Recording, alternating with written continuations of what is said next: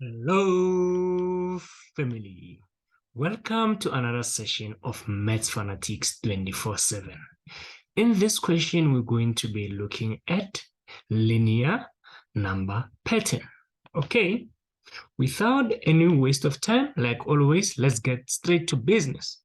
So here they say we are given these terms as terms of an arithmetic number pattern. Okay, so when they tell me that the pattern is arithmetic, remember what comes to my mind is that term 2 minus term 1 is the same as term 3 minus term 2, which is the same as term 4 minus term 3, and so on and so on. And then this is the D, the first difference, D1. So a linear pattern, remember we said the first difference is constant, right? So basically, here I know that when I subtract this term and that one, the answer will be the same as subtracting this term and that one. Does make sense? And that fact is going to help me to solve for the first question here, to solve for x, right? Because it's linear, I have the right to say t2 minus t1 is the same as t3 minus t2, right? Can show here to say because linear, if you want to give a reason, but it's not compulsory. Okay.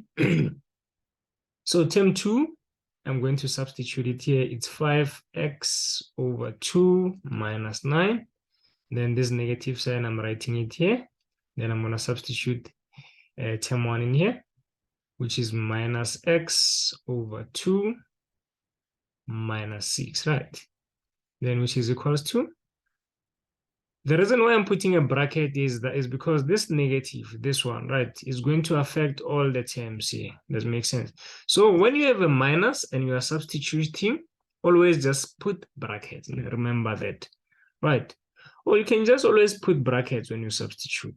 Just make it a simple rule that you're always going to follow. It's going to take you out of a lot of trouble. Just put brackets when you substitute. Okay, we're going to substitute T3 there, which is 9x over 2 minus 9 minus term 2, which is negative term 2, which is, it's 5x over 2 minus 9, right? Awesome. Here there's 1, so this bracket will just come out the same, which is 5x over 2 minus 9. This negative will affect there and there. So this was negative, it will become positive x over 2. That will become positive 6. And here there's 1, so the first bracket remains the same. So I have that. This negative will affect this term here and that one. So I'm going to have negative 5x over 2 plus 9, right? Okay, ladies and gentlemen, because I'm dealing with fractions, I'm going to put everything that is not on a fraction under 1, right? Perfect. And then I can easily see that LCD here is equals to 2, right? The lowest common denominator that both 1 and 2 can go into is 2. Sharp. So ladies and gents, when the LCD is already there, you're just going to write the denominator, the numerator, okay? So here, I already have over 2, so I'm just going to write 5x, then this minus sign. Here I have over 1, so obviously I need to multiply the bottom by 2 so that I can have 2. What I do at the bottom, I must do at the top. So I'm going to have 9 times 2. This one has the LCD, so it's sorted. So I'm just keeping the top. And then this one, I need to multiply this by 2 and that by 2 so that I can have 2 at the bottom. So it's going to be plus 6 times 2. This has the LCD, so it just remains 9x. This one I need to multiply by 2 here and there. So it's minus 9 multiplied by 2. This one has 2, so it remains the same.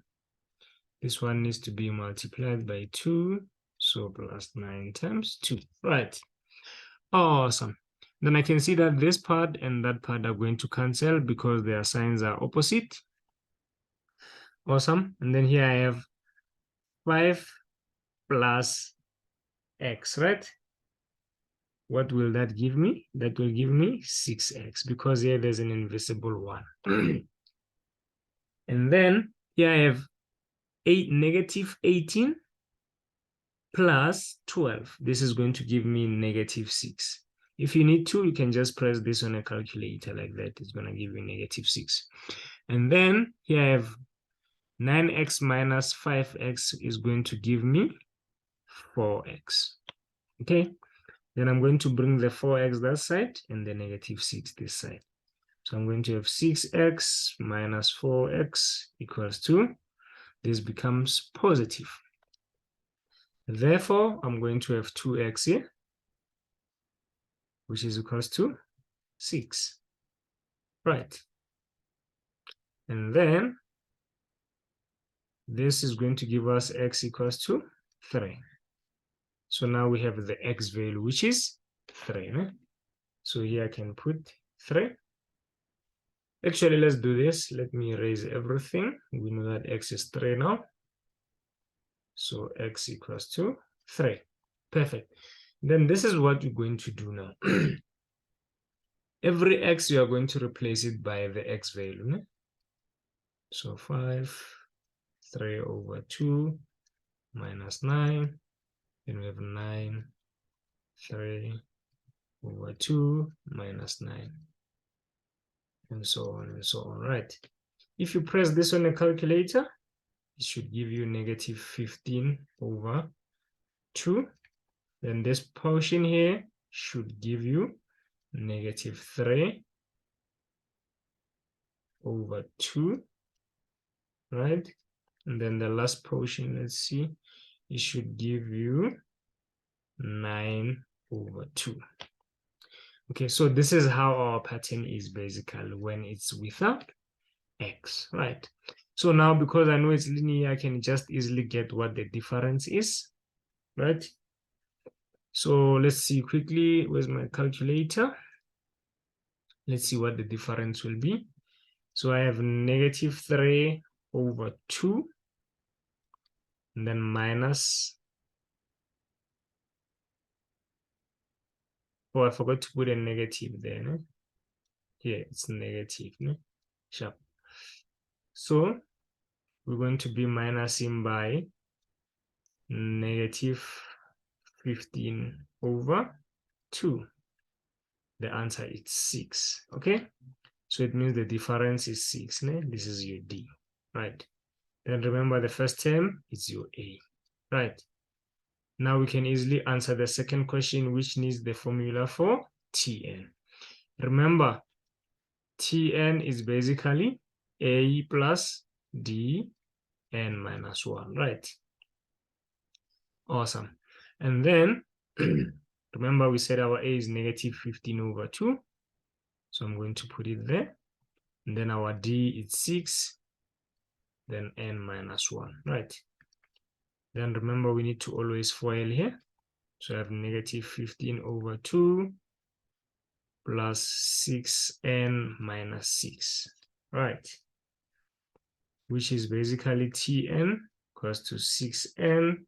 These two are like terms. If we press our calculator, it should give us negative 27 over 2. And that's finito, ladies and gentlemen. I hope this makes more sense. If you have a question, just put it on the comment section. I'll try to answer you in the next video. And please don't forget to hit the subscribe button and to share with family and friends so that they can also benefit from Maths Fanatics 24/7. See you soon. A luta continua.